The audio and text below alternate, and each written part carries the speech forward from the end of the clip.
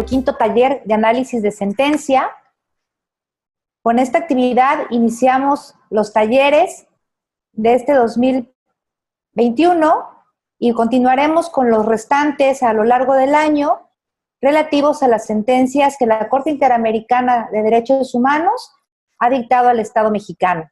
Tenemos todavía algunos pendientes que se desarrollarán a lo largo de estos meses y les invitamos a que sigan participando. Son 12 que se van a realizar, este es el quinto y están todas y todos cordialmente invitados. Les invitamos a mantener encendidas sus cámaras, por favor, y a colocar sus asistencias en el chat. Nos da muchísimo gusto saludar el día de hoy a nuestro invitado, al doctor Eliseo Muñoz Mena, así como al licenciado Juan José Cepeda Bermúdez, presidente de la Comisión Estatal de los Derechos Humanos. Muchas gracias, presidente, por estar el día de hoy con nosotras y con nosotros, y le cedo el uso de la voz para que nos dé el mensaje de bienvenida a este quinto taller de análisis de la Corte, en el cual abordaremos el caso García Cruz y Sánchez versus el Estado mexicano. Adelante.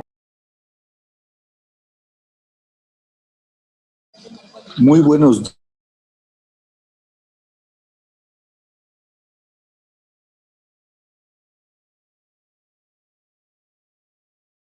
Corte Interamericana de los Derechos.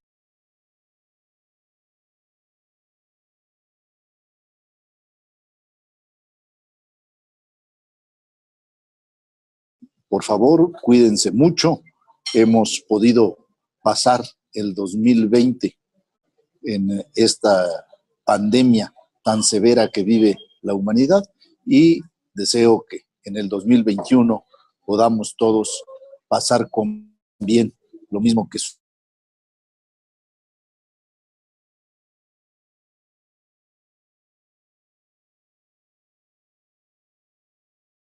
emitida en 2013 por diversas violaciones a derechos humanos cometidas por autoridades del Estado mexicano. Los hechos relatan la actitud de las autoridades de la capital mexicana, en aquel entonces el Distrito Federal en 1997, contra los ciudadanos García Cruz y Sánchez Silvestres, ellos albañiles de oficio, que durante su detención y reclusión por parte de la Policía Judicial del Distrito Federal fueron sujetos a malos tratos y tortura, no contaron con abogado defensor ni durante la detención, ni para efectos de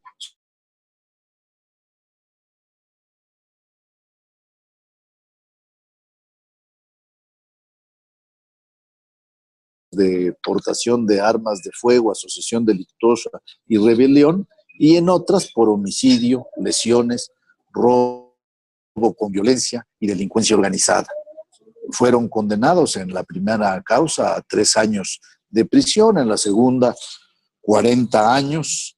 El 18 de abril de 2013, los señores García Cruz y Silvestre Sánchez, de manera sorpresiva, fueron liberados. Los derechos humanos violentados identificados ya se analizarán durante la conferencia, pero se presentan violaciones a la libertad, al derecho a la integridad personal, a las garantías y protección judicial. Se hace notar en esta sentencia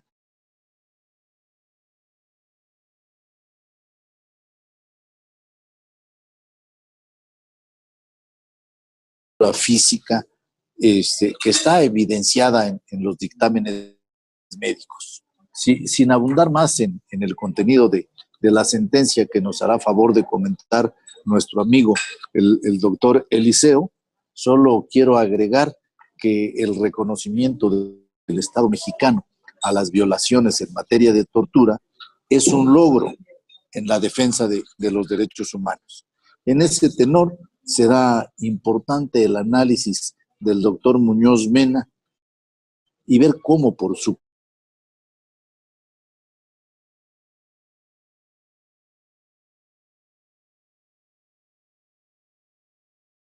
de la autoridad lastima física y moralmente los intereses de los ciudadanos.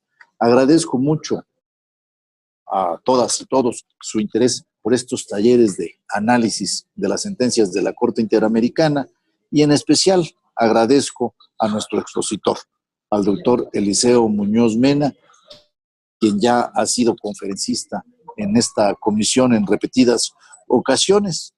Es él, pues, un aliado.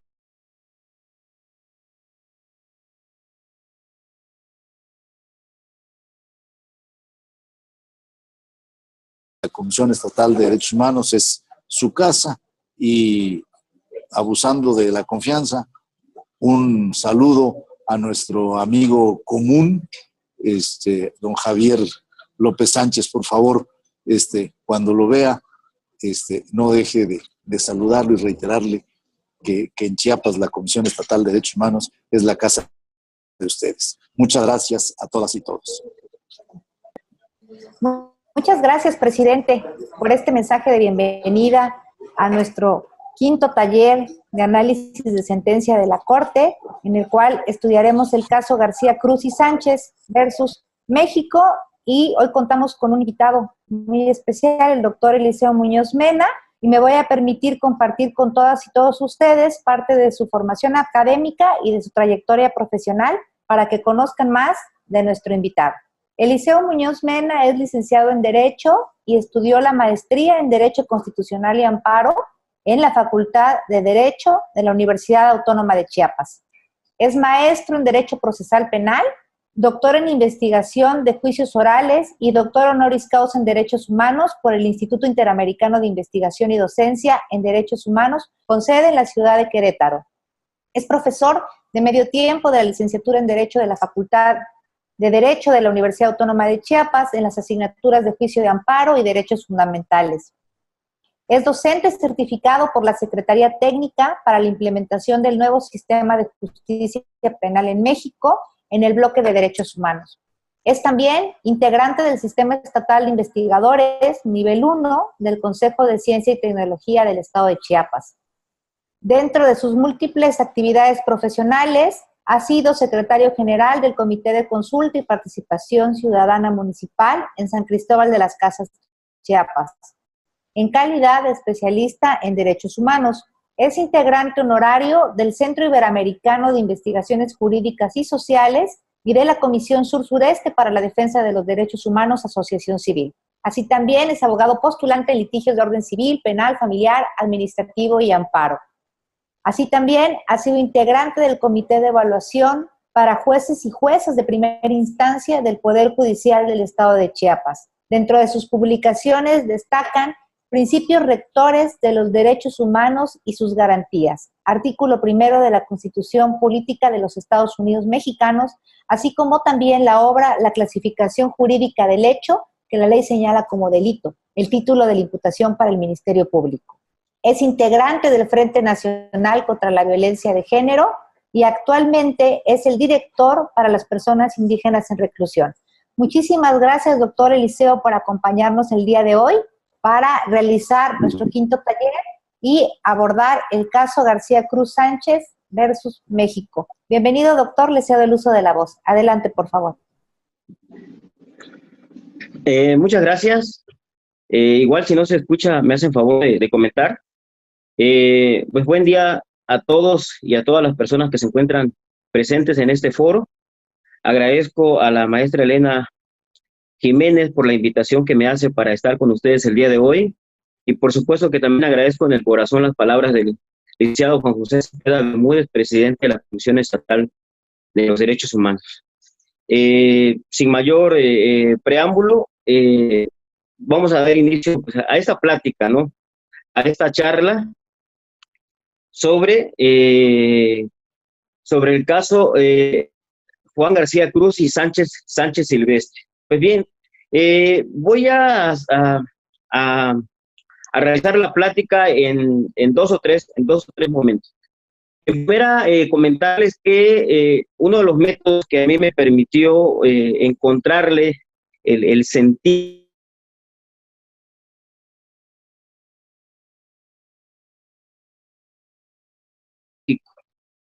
de tal manera entonces que lo que realizaré en un primer momento es una breve cronología, ¿no?, de cómo sucedieron los hechos, de cómo estos hechos generaron una serie de acciones ministeriales, actuaciones jurisdiccionales, recursos de apelación, juicios de amparo y finalmente el conocimiento en un primer momento del caso por parte de la Comisión Interamericana de los Derechos Humanos y finalmente el conocimiento del caso por parte de la Corte Interamericana de los Derechos Humanos. Y verán, iré haciendo algunos cruces, algunos enroques. En un primer momento yo les comentaba cronológico de fechas, de eventos, y poco a poco iremos entrando prácticamente ya en la parte sustantiva de esta importante resolución de la Corte Interamericana de Derechos Humanos, que, como sabemos, prácticamente pone en evidencia el sinnúmero de casos de tortura que se han dado en el Estado mexicano. Bien, antes de ello, voy a comentar también la importancia que tiene el control de convencionalidad para el sistema jurídico mexicano. En ese sentido, empezaré por comentarles que, como ya todos sabemos, la Convención Americana sobre Derechos Humanos, ¿no?, o pacto, también conocida como Pacto de San José de Costa Rica, ¿no?, que es el documento más importante del sistema interamericano de los derechos humanos, al cual pertenece el Estado mexicano, se firmó el 22 de noviembre de 1969. A esta Convención Americana sobre Derechos Humanos, México la ratificó y se adhirió el 2 de marzo de 1981. Fue publicada en nuestro Diario Oficial de la Federación el 7 de mayo de 1981 esta Convención Americana sobre Derechos Humanos, y finalmente, en lo que al tema interesa, y es la razón por la cual menciono este tema cronológico, es a partir del 16 de diciembre de 1998 cuando se reconoce la jurisdicción contenciosa de la Corte Interamericana por parte del Estado mexicano. Y menciono y hago énfasis en esta fecha, 16 de diciembre de 1998, ¿no?, que independientemente de que México haya ratificado o se haya adherido a la Convención Americana sobre Derechos Humanos, en la cual, como ya saben, se establecieron dos órganos de trascendencia para el sistema interamericano, es la Comisión Interamericana de los Derechos Humanos y la Corte Interamericana de Derechos Humanos. ¿Y por qué hago énfasis en esta circunstancia? Porque los hechos de este caso, García Cruz y Sánchez Silvestre, acontecieron el 6 de junio del año de 1997. Esto es, vean que estos hechos inician el 6 de junio de 1997 y México acepta la jurisdicción contenciosa de la Corte Interamericana prácticamente a partir del 16 de diciembre de 1998. Es la primera circunstancia que pongo sobre la mesa. Ahora bien, otro evento, otro punto que es importante compartir, que es importante que comentemos, es que nosotros tenemos una especie de antes y después en materia de derechos humanos a partir de la reforma constitucional publicada el 10 de junio del año 2011. Ahora bien, ¿por qué menciono esto? Porque a partir del 10 de junio del año 2011, todo el tema relacionado con el control de convencionalidad en su modalidad difuso ex oficio constituye prácticamente una herramienta que se consolida a partir de esta reforma constitucional. Y vean, en ese sentido es importante recordar que en jurisprudencia de la propia Corte Interamericana de los Derechos Humanos, particularmente voy a mencionar solo dos casos, los más importantes para este tema: el caso Almonacid Arellano versus Chile del 2006, que es cuando se empiezan a generar jurisprudencia y criterio por parte de la Corte Interamericana en materia de control de convencionalidad, que en un principio se dijo se afirmó que ese control de convencionalidad era aplicable prácticamente para instituciones jurisdiccionales. No obstante, este criterio fue evolucionando y, por mencionar un caso, el caso Herman versus Uruguay, 2011, aquí ya se estableció que este control de convencionalidad, incluso en su modalidad oficiosa, debería implicar o resulta obligatorio para todas las autoridades, ¿no? Obviamente que aplica también para el caso de México. ¿Y a qué me refiero con todas las autoridades? Prácticamente a el Ejecutivo Federal, Estatal y Municipal, al Legislativo, al Congreso de la Unión, federal y local, y por supuesto a los poderes judiciales. Y ojo, y ya en esta parte es donde cierro.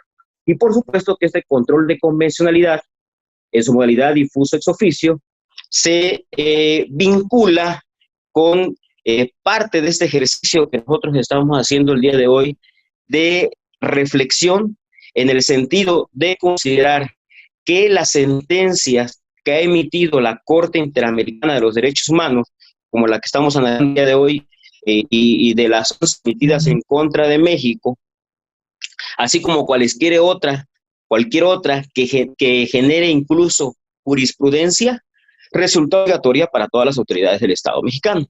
Y en este sentido, como vamos a ver en este caso muy particular, pues por supuesto que este control de convencionalidad, tal y como se ha consolidado en esta sentencia de la Corte Interamericana, Herman versus Uruguay, que atañe a todas las autoridades, pues por supuesto que de ella no escapa, por ejemplo, el Ministerio Público.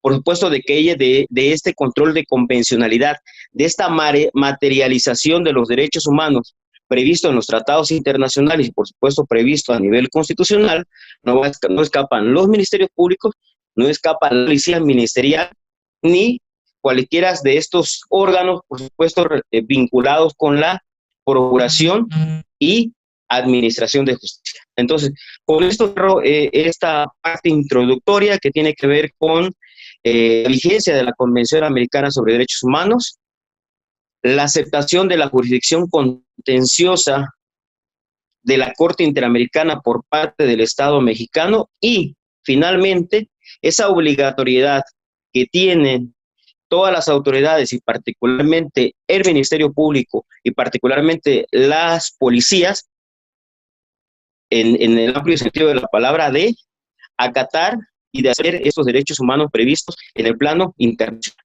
Ahora bien, dicho que hace esto, compañeras y compañeros, me voy a permitir también reseñar de manera muy sintetizada una cronología del caso, lo denomino de esta manera.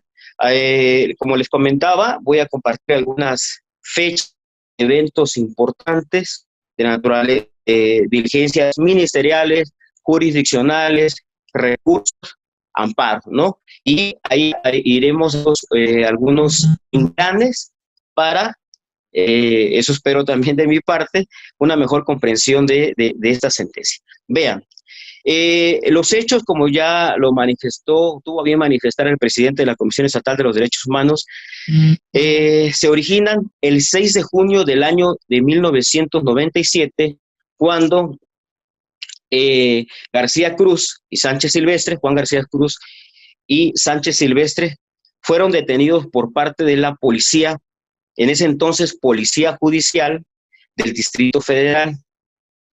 Ese mismo 6 de junio del año de 1997 emiten su declaración ante esa misma Policía Judicial del Distrito Federal.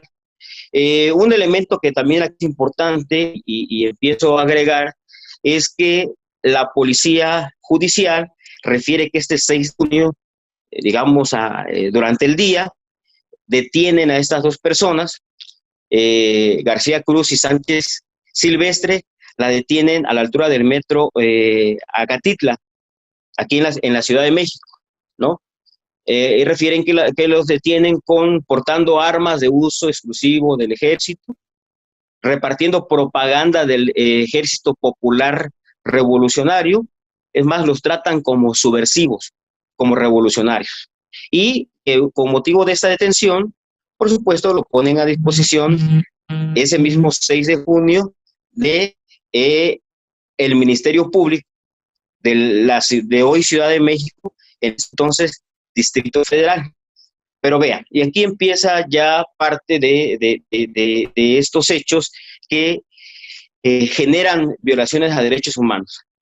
Y esto implica el hecho de que, si bien es cierto, por una parte la policía refiere haberlos detenido del metro en Santa Marta, Catitlán, las víctimas, García Cruz y Sánchez Silvestre, refieren que fue en la madrugada, 2 o 3 de la mañana del día 6 de junio, cuando dichas personas fueron detenidos. ¿Y dónde fueron detenidos? Fueron detenidos al interior de su domicilio. Por supuesto, la policía entró sin orden de cateo, sin ningún tipo de orden judicial y, por supuesto, también sin que se haya cumplimentado orden de aprehensión alguna. Entonces, ahí empezamos a ver dos versiones. Pongo estos datos. Independientemente de estas dos versiones del lugar donde se llevó a cabo la detención, que manifiestan por una parte las víctimas de este caso, la policía ministerial, sigo con esta relatoría cronológica. 6 de junio lo detienen, versión de la policía en Santa Marta, Catitlán. Ese mismo 6 de junio lo ponen a disposición, rinden una declaración ante la policía judicial. Y el 6 de junio, también, al ser puestos a disposición del Ministerio Público, rinden su primera declaración ministerial, como se le denominaba con antelación, ¿no? O se le puede denominar también actualmente. Ahora bien, ese mismo 6 de junio de 1997 por la tarde, el Ministerio Público solicita a servicios periciales que emitieran dictámenes médicos. Y es ahí donde se genera un primer certificado médico, donde en efecto se refiere que las víctimas García Cruz y Sánchez Silvestre, las víctimas de este caso, presentaban lesiones en su anatomía. Entonces, hay un primer certificado donde se pone en evidencia estas lesiones que tienen estas dos personas. Ahora bien, el 7 de junio se vuelve a generar un segundo certificado médico donde en efecto se ratifica o se insiste en las lesiones de estas dos personas. El mismo 7 de junio se emite nuevamente un tercer certificado médico donde se insiste por parte de servicios periciales que se necesita que existen lesiones, pero que además se deberían de tomar, habría que realizar una valoración radiográfica por una luxación en el brazo, ¿no? Por una lesión en el brazo. Ok, estos momentos son importantes. Ahora bien, el 8 de junio nuevamente rinden una declaración ante el Ministerio Público, pero esta declaración la rinden ante el Ministerio Público Federal por una simple y sencilla razón. Primero lo detiene la policía judicial del fuero común, le llamemos así, lo ponen a disposición del Ministerio Público del Distrito Federal, del fuero común, y el Ministerio Público del fuero común lo pone a disposición del Ministerio Público Federal, y es el 8 de junio de 1997 cuando el Ministerio Público Federal, ¿no? Ya teniendo incluso el Ministerio Público Federal conocimiento de estos 3 certificados de lesiones, no obstante, ejercita acción penal ante el juez séptimo de distrito en materia penal del Distrito Federal por los delitos de portación de arma de fuego de uso exclusivo del Ejército, Armada y Fuerza Aérea, asociación delictuosa y rebelión. Por estas razones, el Ministerio Público Federal ejercita acción penal. Ahora bien, el 8 de junio de 1997 rinden prácticamente su declaración preparatoria ante el juez séptimo de distrito del Distrito Federal y decreta, por supuesto, el auto de formal prisión. Y hasta este momento, esa parte la voy a comentar en un segundo momento, las personas tenían únicamente, fueron asistidos por personas de confianza, quien casualmente era un estudiante de Derecho. Es decir, durante todo este tipo de declaraciones que se rindieron ante la Policía Judicial, ante el Ministerio Público del Fuero Común, ante el Ministerio Público Federal, prácticamente fueron asistidos por personas de confianza, por un estudiante de Derecho. Ahora bien, el 11 de junio, estaba yo ahí en el 11 de junio, el juez séptimo de distrito decreta el auto de formal prisión por los delitos que acabo de comentar, y posteriormente el 24 de julio de 1997, ojo, hago una aclaración previamente, posterior a que hayan tenido una persona de confianza, también le nombran una defensora de oficio para las dos personas, y estuvieron asistidos de la defensora de oficio ante el juez penal, ante el Ministerio Público de Personas de Confianza. Y es hasta el 24 de julio del año de 1997 cuando deciden revocar a la defensora de oficio y nombran un defensor particular. Finalmente, bueno, me refiero a la etapa procesal, el 28 de agosto de 1998 se dicta una sentencia condenatoria y prácticamente son condenados a una pena de 3 años de prisión, ¿no? Que fue el tiempo el tiempo por el cual fueron condenados por estos delitos de portación de arma de fuego de uso exclusivo del Ejército, Armada y Fuerza Aérea, asociación delictuosa y rebelión, ¿no? Ahora bien, por supuesto que la defensa interpone el recurso de apelación. El 21 de enero de 1999, el primer Tribunal Unitario de Circuito de la Ciudad de México confirma la sentencia emitida el 28 de agosto de 1998. Posteriormente, la defensa, insisto, promueve juicio de amparo directo, y este juicio de amparo directo fue resuelto el 18 de octubre de 1999 por el tercer Tribunal Colegiado de Circuito en materia penal, y en amparo dejan subsistente la sentencia emitida en contra de esas personas por esos delitos que le acabo de comentar. Ahora bien, vean, estamos hablando de 18 de octubre de 1999, fueron detenidos en 1997, 97, 98, 99, 2000, y aquí viene un evento importante que quiero comentar, o una fecha que es importante que nuevamente ponga yo sobre la mesa. Vean entonces toda esta relatoría, desde el 6 de junio de 1997, que terminó con la emisión de una sentencia de amparo directo en 1999, que finalmente confirma esta sentencia condenatoria de 3 años de prisión por estos delitos del orden federal. Hago una pausa muy sencilla, y me voy a ubicar ahorita en una fecha que es el 9 de diciembre de 1996, 7 meses antes de que estas personas fuesen detenidos. 7 meses antes de que estas personas hubiesen sido detenidos por la Policía Judicial del Distrito Federal, el Ministerio Público del Fuero Común del Estado de México inició de oficio una averiguación previa por hechos donde perdió la vida un policía, otros policías resultaron heridos, motivado del disparo de armas de fuego. Entonces, el 9 de diciembre de 1996 se inicia de manera oficiosa esta averiguación previa por homicidio, lesiones, daños, entre otras cosas. Pero vean, aquí pasa algo muy importante, compañeros y compañeras, que a esta averiguación previa que dio inicio el 9 de diciembre de 1996, tal cual se incorporaron las declaraciones ministeriales de Juan García Cruz y Sánchez Silvestre, que habían emitido a su vez los días 6 y 8 de junio de 1997. Por supuesto que eso ocurrió el 6 de junio del 8, perdón, el 6 y 8, ocurrió el 10 y 11 de junio.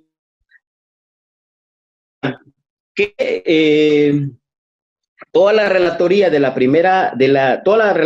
detención del 6 de junio de 1997 terminó prácticamente con el hecho de que las personas cumplimentaron 3 años en prisión por esos delitos. Pero como ya se había iniciado previamente una averiguación previa por el delito de homicidio, ya saben, ¿no? Se puso a trabajar toda maquinaria de procuración y administración de justicia, y dijeron, bueno, estos documentos, estas declaraciones ministeriales del 6 y 8 de junio, en vía de documental,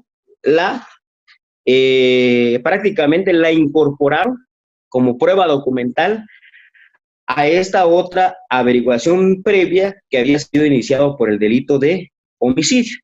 Y vean que esto tuvo como consecuencia que el 11 de junio de 1997, el Ministerio Público del Fuero Común ejercitara acción penal en contra de García Cruz y Sancho Silvestre por el delito de homicidio, lesiones, robo con violencia, delincuencia organizada y daño.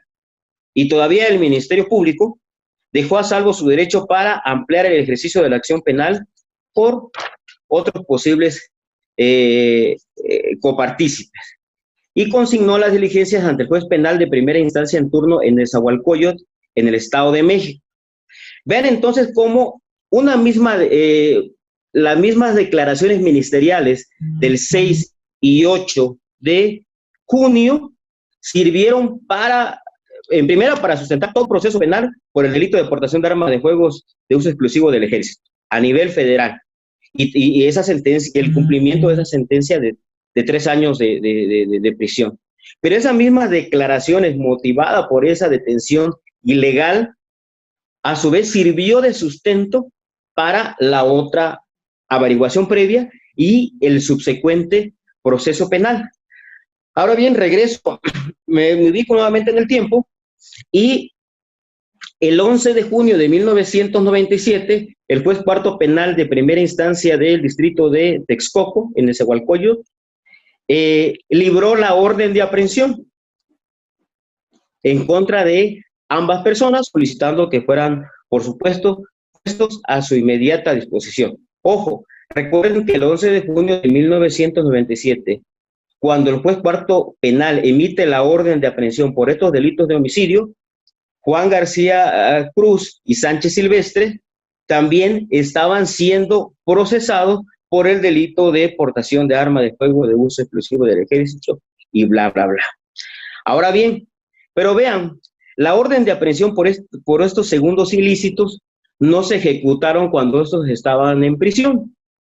Cómodamente esperaron a que cumplieran los 3 años de prisión, y prácticamente al cumplimentar esta primera sentencia, son aprehendidos en esta otra causa penal con sustento en las mismas declaraciones ministeriales obtenidas bajo tortura, etcétera, etcétera. Vamos a entrar en esa parte ya en un momento. Y tiene como consecuencia que el 13 de junio del año 2000 rindieran su declaración preparatoria, es decir, ya por decirlo así, libres del anterior proceso penal. Bueno, pues inicia la segunda temporada, ¿no?, de esta historia. El 13 de junio del año 2000 rinde su declaración preparatoria. Por supuesto, al rendir la declaración preparatoria, niegan las imputaciones, e incluso Sánchez Silvestre insiste en que había sido sometido a tortura desde el año del 6 de junio de 1997. Ahora bien, menciono rápidamente la secuela procesal, y esto tiene como consecuencia que el 6 de septiembre del año 2001, el juez tercero de Consejo de la Ciudad en el Estado de México dictara sentencia condenatoria, valga la expresión, condenándolos a 40 años de prisión por los delitos de homicidio, lesiones, robo con violencia, delincuencia organizada y daños. Por supuesto que en contra de esta sentencia del 6 de septiembre del 2001, promueven la apelación en octubre del 2001, y el 12 de febrero del año 2002, la Sala Penal resolvió recurso de apelación y nuevamente confirma la sentencia de primera instancia. Aquí me estoy refiriendo, compañeras y compañeras, yo sé que queda claro, pero por si no, me estoy refiriendo al segundo proceso penal, que, insisto, se inició con base prácticamente en unas declaraciones ministeriales del 6 y declaraciones ministeriales del 6 y 8 de junio, que prácticamente por el cual fueron procesados por el delito de portación de arma de fuego de uso explosivo del ejército, etc. Pero ok, estoy en esta relatoría de esta segunda temporada. Entonces, el 12 de febrero del 2002, como lo había comentado ahorita, la sala resuelve el recurso de apelación, confirma la sentencia de primera instancia. Esta sentencia del 28 de agosto de 1900, perdónenme compañeros, no me lo aprendí de memoria, esta sentencia del 6 de septiembre del año 2001, ¿no? El 13 de septiembre, con motivo de que la sala confirma la sentencia, las víctimas promueven un juicio de amparo, por supuesto, y el 13 de septiembre del 2007 se dicta una sentencia de amparo por el que se ordenó que la primera sala colegiada penal de Texcoco dejara sin efectos la sentencia del 12 de febrero del 2002, es decir, la sentencia que antecede. No obstante, el 5 de octubre del 2007, la sala colegiada penal de Texcoco emite una sentencia en cumplimiento de esta ejecutoria de amparo, pero finalmente adopta las mismas consideraciones de la sentencia de origen, que es la del 12 de febrero del 2002, y dice, ¿saben qué? Confirmo nuevamente esta sentencia de 40 años de prisión en contra de García Cruz y Sánchez Silvestre, desestimando todos los alegatos de tortura y todas las detenciones arbitrarias, que es la parte en la que voy a entrar en un segundo momento. Sigue la historia. El 19 de diciembre del 2011, la Fiscalía, ojo, ahí viene un tema también importante. Aquí también es importante que haga yo otro paréntesis, otro énfasis. Es hasta el día 19 de diciembre del 2011, vean, ¿qué les puedo decir? 97, 98, 99, 2000, 14 años después de que esas personas fueron torturadas, el 19 de diciembre del 2011, es cuando la Fiscalía para la Investigación de Delitos Cometidos por Servidores Públicos inició de manera oficiosa una averiguación previa por la comisión del delito de tortura respecto de estos hechos de 1997. Entonces es otro dato también muy importante porque vean hasta qué momento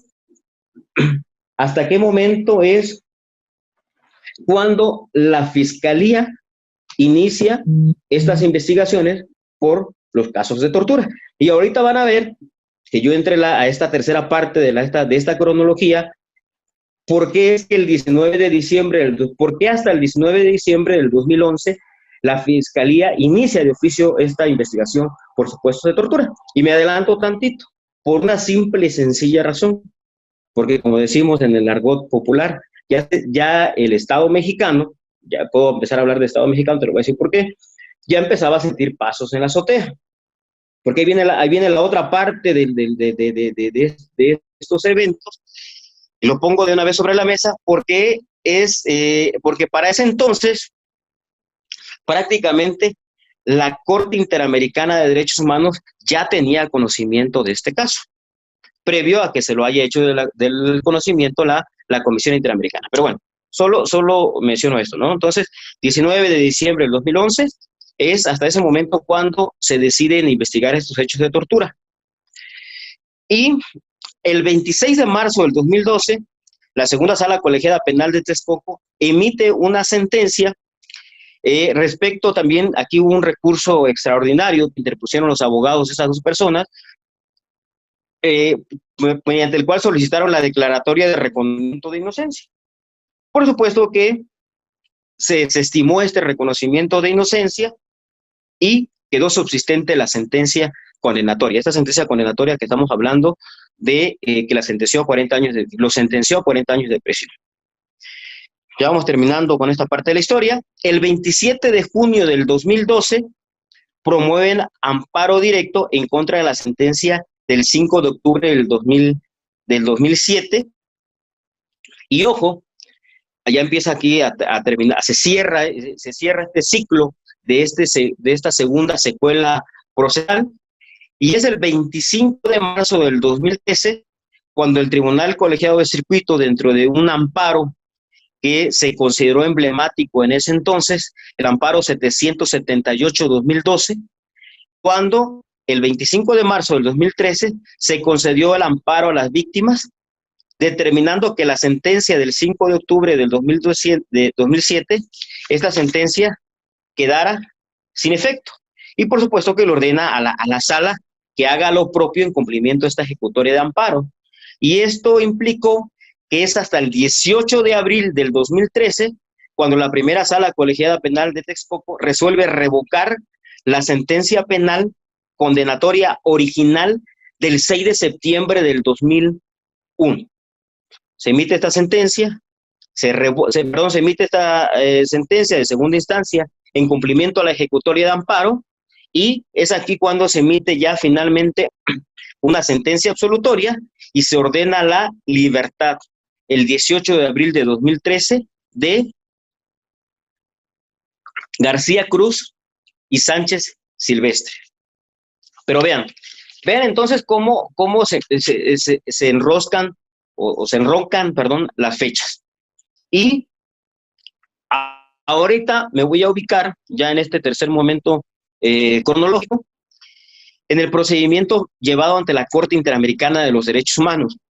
En primera habría que considerar, y empiezo ya a retomar fechas anteriores, que es el 10 de mayo del año 2000 cuando la Comisión Interamericana de los Derechos Humanos recibió la denuncia de los representantes legales de García Cruz y Sánchez Silvestre. Es decir, la Comisión Interamericana de los Derechos Humanos conoce de este caso el 10 de mayo del año 2000.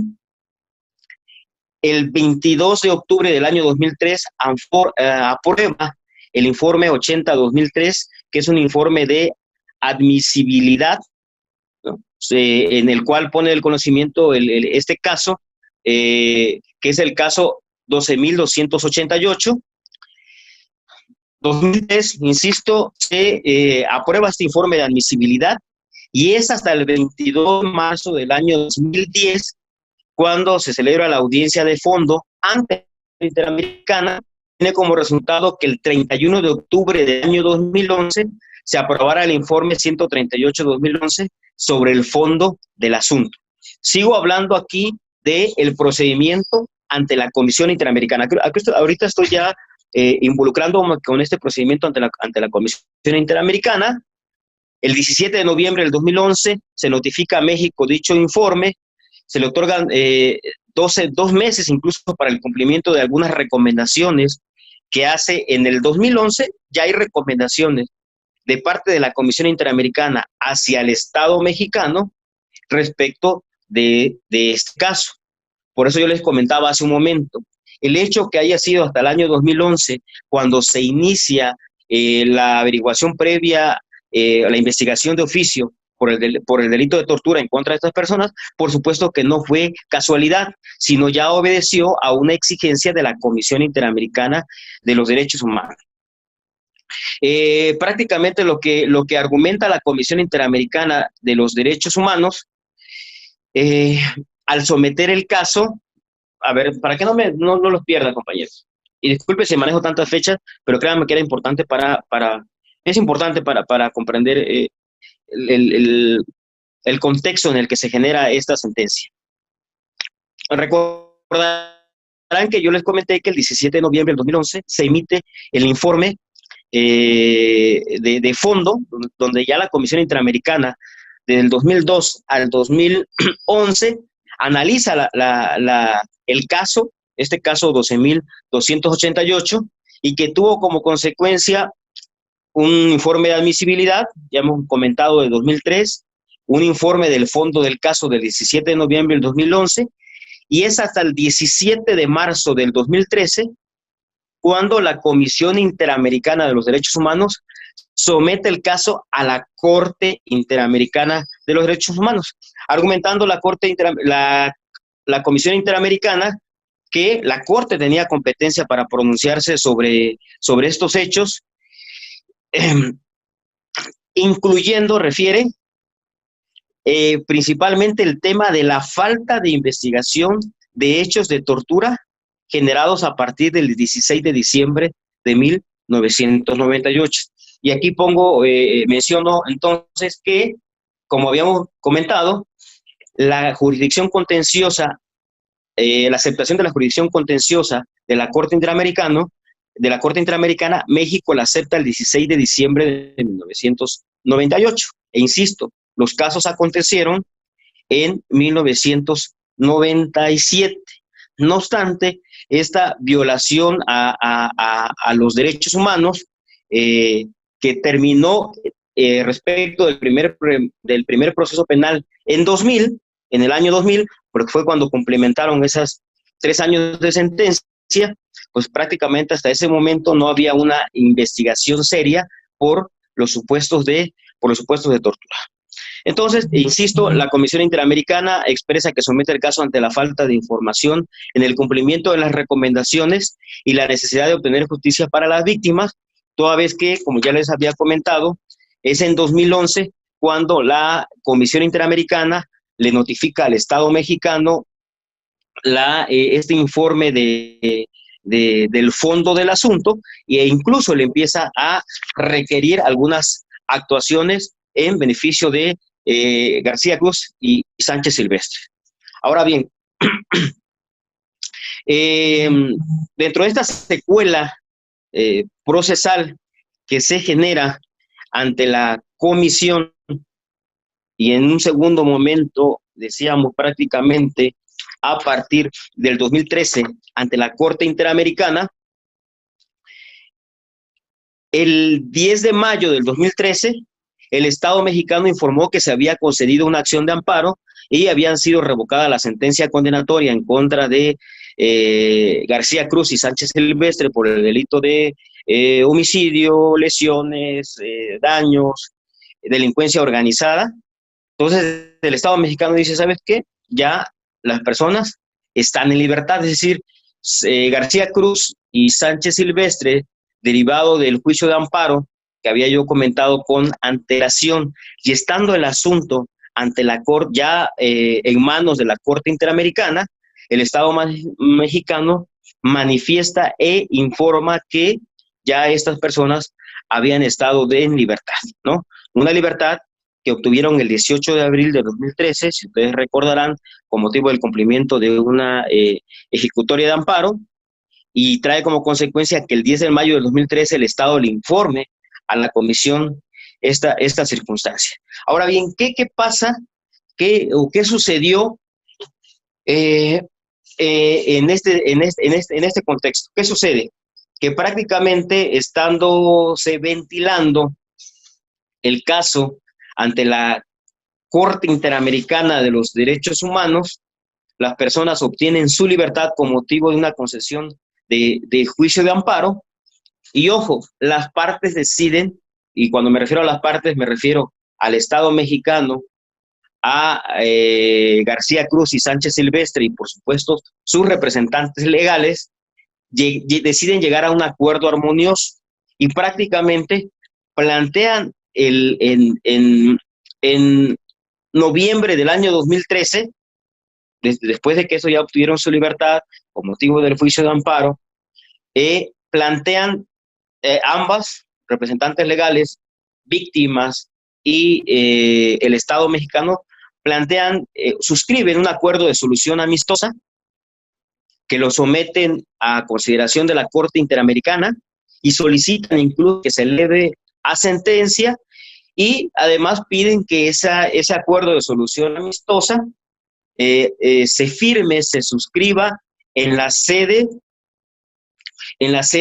de la Corte Interamericana de los Derechos Humanos en San José de Costa Rica, y este acuerdo se firma finalmente el 18 de noviembre del año 2013, ¿no? Que se traduce en un documento conocido como Acuerdo de Solución Amistosa y Reconocimiento de la Responsabilidad Internacional del Estado mexicano. ¿Y cuál es la consecuencia final? La consecuencia final es de que el 26 de noviembre del año 2013, una vez suscrito este acuerdo de solución amistosa, la Corte Interamericana de los Derechos Humanos emitiera la sentencia que resolviera el fondo del asunto. Ahora bien, vean entonces cómo este caso es sui generis en muchas circunstancias. En primera, como lo había comentado en un principio, el tema de la jurisdicción contenciosa de la Corte Interamericana.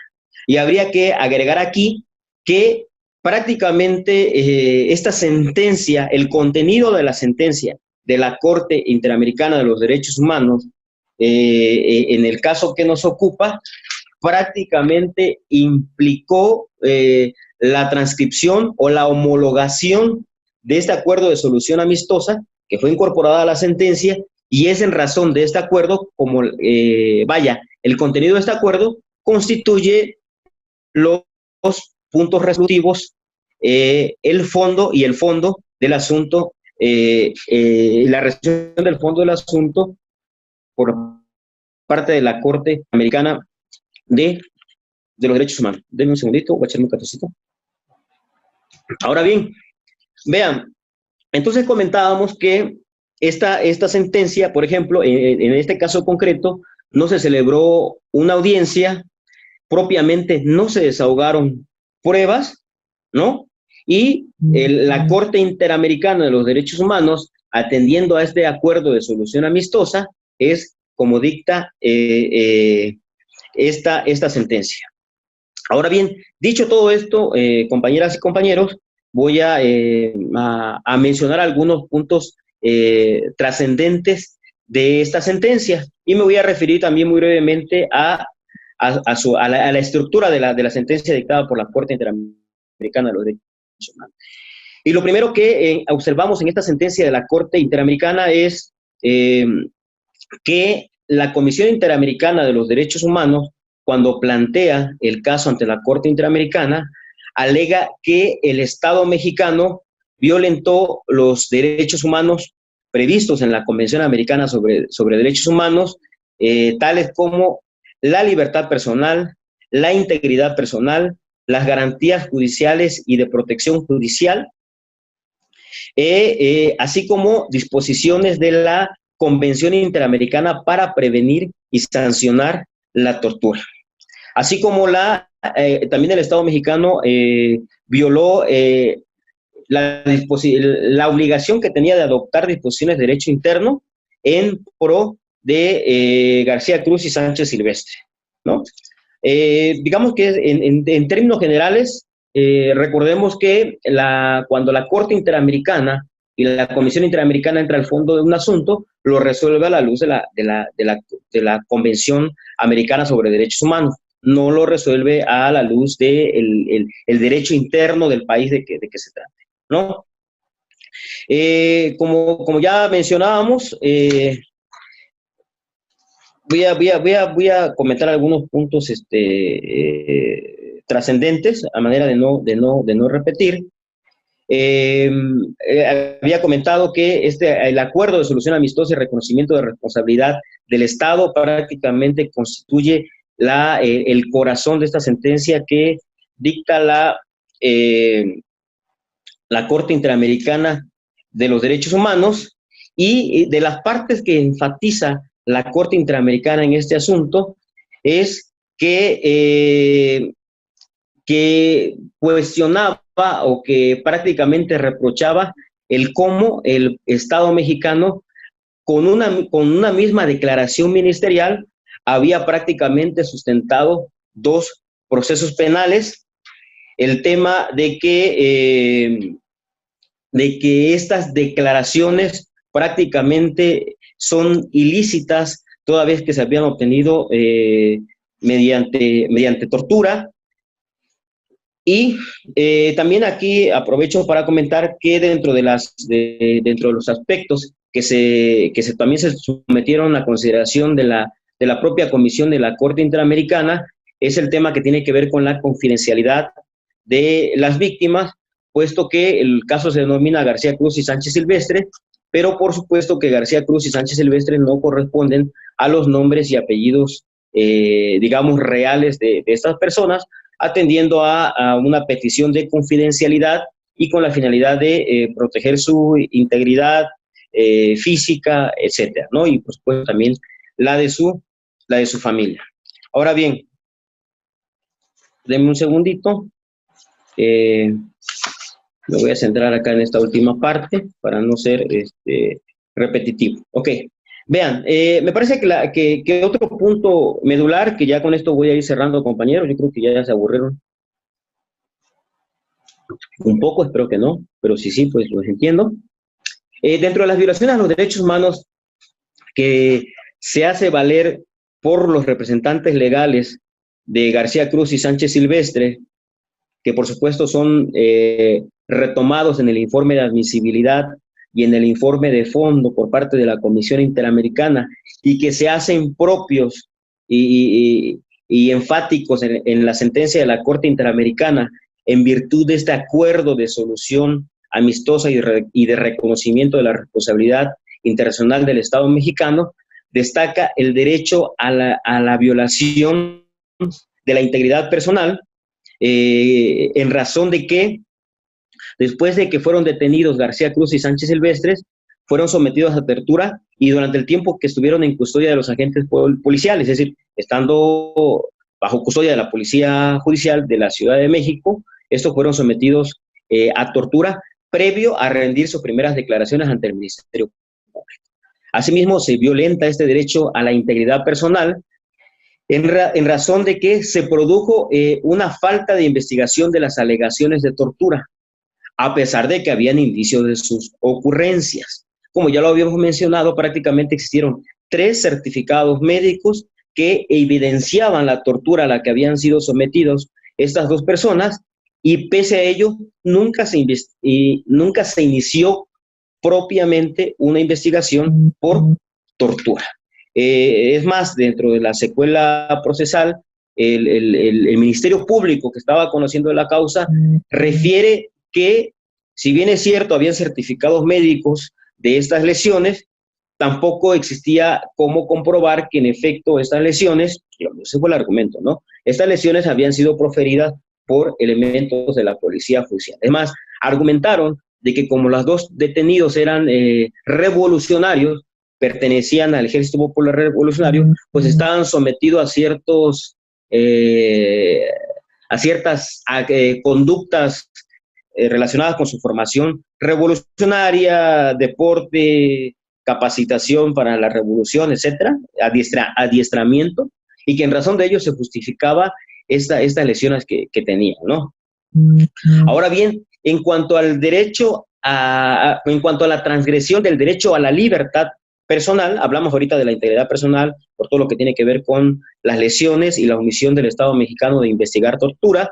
En lo que hace el derecho a la libertad personal, este derecho se violentó toda vez que las autoridades ministeriales y jurisdiccionales nunca le dieron importancia a la aseveración o afirmación que realizaron estas 2 personas de haber sido detenidos al interior de su domicilio por la madrugada, sin orden de cateo y sin orden judicial. No obstante, sí le dieron veracidad, le dieron valor probatorio al informe, a las declaraciones de las policías ministeriales, en el sentido de que fueron detenidos en Santa Marta Catitlán, a la altura del metro Santa Marta Catitlán, portando armas de fuego, etcétera, ¿no? Y por supuesto que también existe detención arbitraria toda vez que fueron sometidos a tortura, como ya se ha dicho, durante la detención inicial, ¿no? Adicionalmente, en este rubro del derecho a la libertad personal, el Estado aceptó su responsabilidad internacional por la falta de efectividad en el control judicial de la detención, ya que la intervención judicial en el proceso por el delito de portación de arma de fuego de uso privativo del Ejército no resultó un medio efectivo para controlar la legalidad de las actuaciones llevadas a cabo por los funcionarios policiales encargados de la detención y custodia de estas 2 personas, y prácticamente lo que llevó a considerarlos como responsables, a pesar de que se insiste mucho en la sentencia de la Corte Interamericana, a pesar de que en sus propias declaraciones, recordemos que cuando inician el segundo proceso penal, Sánchez Silvestre refiere haber sido sometido a tortura, es decir, en ninguno de los 2 momentos existió un control judicial efectivo que tutelara sus derechos humanos. También se establece en esta sentencia, ya vamos terminando, siempre me gusta decir eso porque creo que ya nos empiezan a aburrir, a cansar, es normal. También se acredita la violación a las garantías judiciales y a la protección judicial, y por supuesto también así como la obligación de investigar la tortura, debido a que hubo una falta de investigación seria, exhaustiva e imparcial de la denuncia de los presuntos actos de tortura, que prácticamente tuvieron como consecuencia, es decir, ¿cuál es la parte grave de todo esto? Que finalmente estos actos de tortura tuvo como consecuencia que fueron obligados, ¿no?, a declararse prácticamente culpables de delitos que no cometieron, y por si fuera poco, como ya lo mencionamos en esa relatoría, en esa cronología que yo realizaba, prácticamente con una misma declaración ministerial, ¿no?, derivada del 6 y 8 de junio, pues se sustentaron dos procesos penales y 2 sentencias condenatorias. Ya se ha dicho, una de 3 años y una de 40 años de prisión. Me parece que son de las cuestiones más importantes que había que resaltar, ¿no? El tema de la tortura a la que fueron sometidas, la declaración posterior a esa tortura, la desestimación de investigar los casos de tortura, el valor probatorio que le dan las autoridades jurisdiccionales a estas declaraciones obtenidas mediante esta tortura, y que prácticamente implicó que estas personas estuviesen privadas de la libertad por aproximadamente 15 años. Ahora bien, ya muy rápidamente voy a referirles muy a grosso modo en qué consistió o cuáles son los puntos resolutivos de la sentencia de la Corte Interamericana. En primer lugar, habría que considerar que la Corte Interamericana consideró, por supuesto, como parte lesionada en esta sentencia a Juan García Cruz y Santiago Sánchez Silvestres, pero también acordaron otorgar, entre comillas, otras reparaciones de buena fe hacia la hija y hacia la esposa de Santiago Sánchez Silvestres. Dentro de estos puntos resolutivos se determinó, por supuesto, la obligación que tiene el Estado de investigar de manera oficiosa los hechos de tortura. Otra determinación que se tomó fue, en vía de medida de restitución, la eliminación de los antecedentes penales de estas 2 personas, otros compromisos, otros resolutivos que se dieron dentro de la sentencia. Así también se determinó como medida de rehabilitación, atención médica y psicológica. Como medidas de satisfacción y garantías de no repetición, se acordó también entrega de vivienda a las víctimas, el otorgamiento de becas educativas para ambas personas, García Cruz y Sánchez Silvestre, hasta que obtuviesen un grado académico que ellos decidieran. También una beca para la hija de Santiago Sánchez Silvestre. Por supuesto que también se determinó un acto público de reconocimiento de responsabilidad internacional.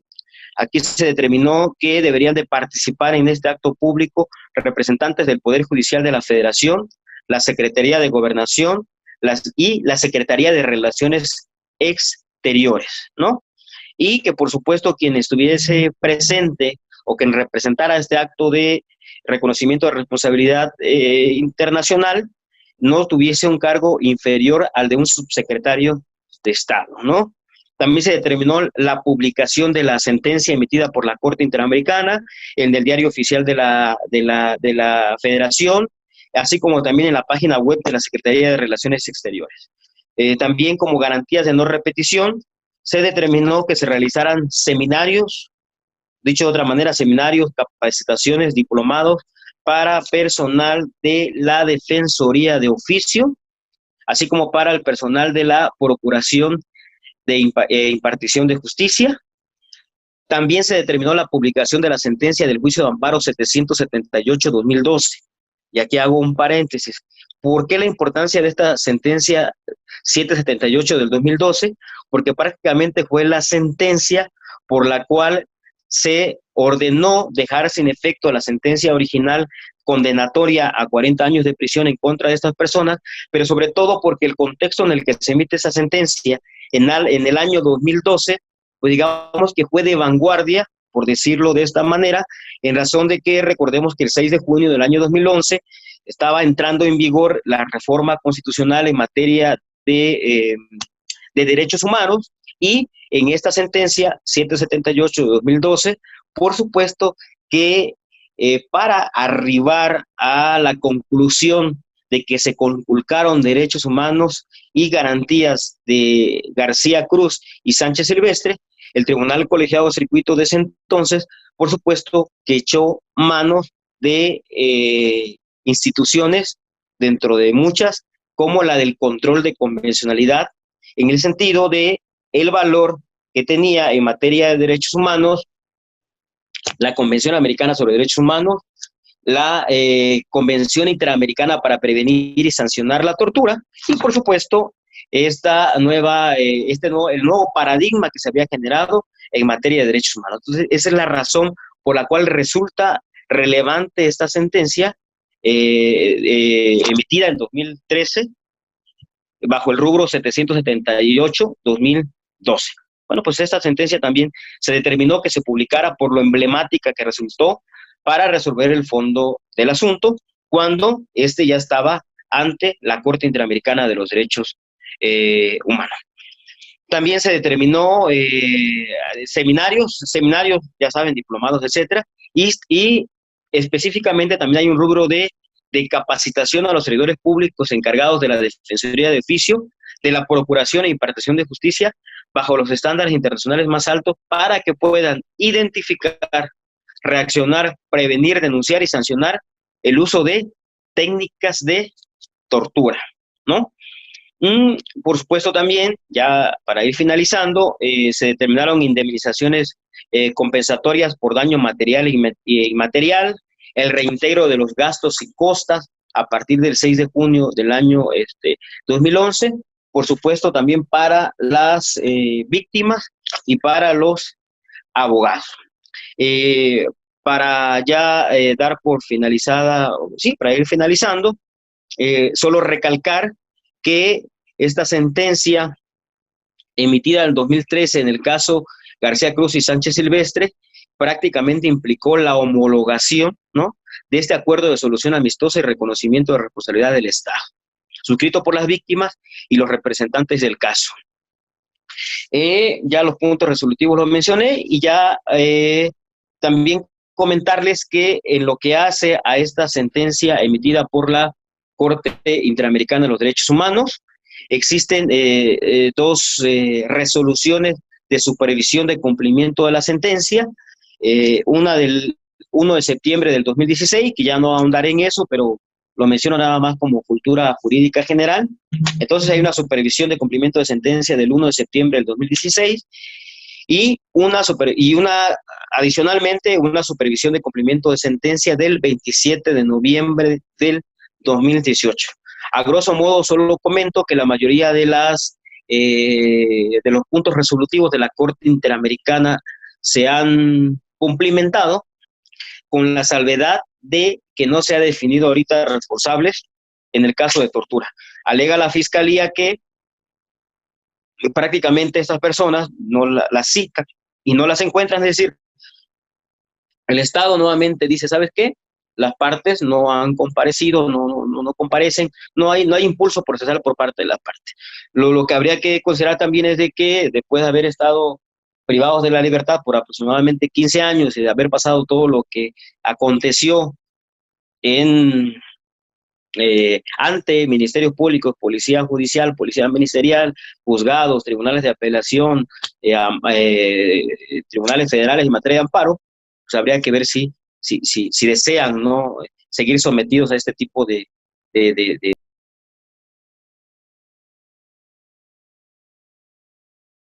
Doctor, me parece que silenció su cámara, su micrófono, y apagó la cámara. Ups.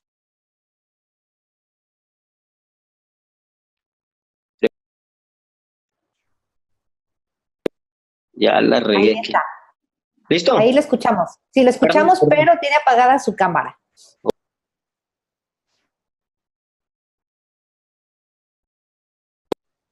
Por andar su micrófono. Ahí Allá. está. Ahí lo vemos y lo escuchamos correctamente. Bueno, nada más para para recalcar algunos puntos ya finales. Y dentro de los puntos finales que quiero recalcar es que en este tema, una de las cuestiones que se evidenció, ¿no? Es más, por aquí lo tengo literal, a ver si lo tengo a la mano, es que la propia Corte Interamericana insiste que estos actos de tortura, podríamos decir que han constituido, constituyeron en ese momento una especie de práctica sistemática dentro de las autoridades ministeriales y jurisdiccionales. Y uno de los puntos importantes que incluso la Corte Interamericana refiere es que cuando se alegaba esta falta incluso de defensa adecuada, que se me pasó mencionarles, puesto que en un principio tuvieron asistido de persona de confianza, posteriormente de un mismo defensor de oficio para ambas personas, que estos defensores de oficio, esta defensora de oficio, incurrió en omisiones. Existen pronunciamientos jurisdiccionales que refieren que esta falla en la defensa adecuada por parte de los defensores de oficio, por supuesto que no era imputable al órgano jurisdiccional, es decir, fue una especie como de salida. Entonces, la Corte Interamericana insiste que prácticamente esta tutela o esta obligación de tutelar los derechos humanos, por supuesto que también implicaba o le debía competir a las autoridades jurisdiccionales que en todo momento pues desestimaron y no tomaron en consideración todas estas circunstancias en torno al caso. Me parece que ya para no cansarlos, yo daría por terminada esta intervención. Espero haber sido claro y bueno, sería todo de mi parte. Yo agradezco a quienes tuvieron la amabilidad de escucharme. Muchas gracias. Muchas gracias, doctor. Le agradecemos que nos haya presentado de una forma tan didáctica y comprensible lo que justamente es este caso y esta narrativa cronológica que nos permite conocer a fondo de qué se trató y cuáles son los resultados de dicho litigio ante la Corte Interamericana de Derechos Humanos. Abriríamos, si me lo permite, un espacio para preguntas y respuestas. Invito a todas y todos, si tienen alguna duda o algún comentario respecto a la exposición que compartió con nosotros el doctor, podemos hacer uso del micrófono o bien, si gustan, también podemos hacerlo a través del chat.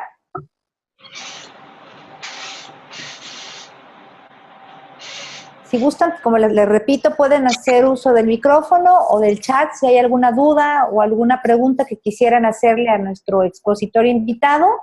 Está abierto este espacio para ello, por favor.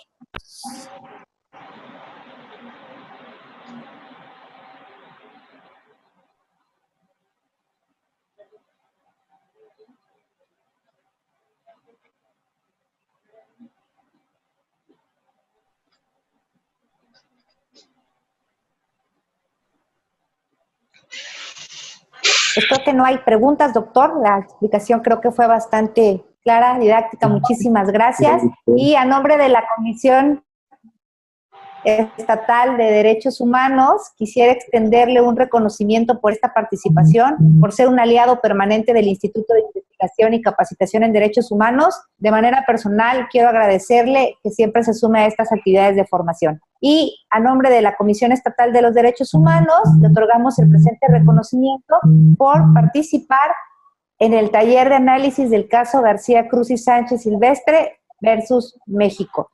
Es nuestro quinto taller. Con él iniciamos las actividades del 2021 en esta actividad que desde el año pasado venimos trabajando. Muchas gracias, doctor, por compartir con nosotros. Les pediría, por favor, para quienes les es posible, encender sus cámaras para que podamos tomarnos una fotografía acompañados del ponente.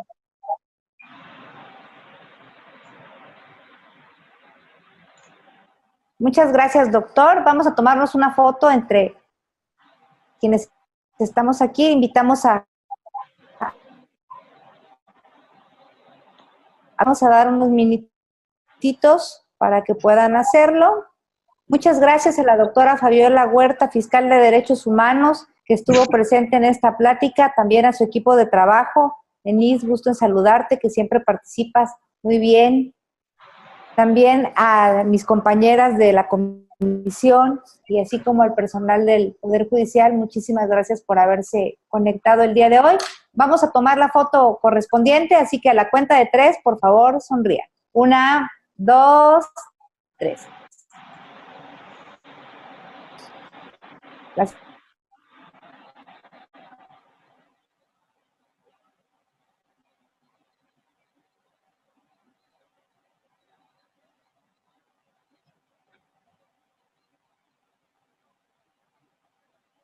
Para que nos acompañen al 6º taller, que será el día 10 de febrero, a cargo del maestro Pablo González.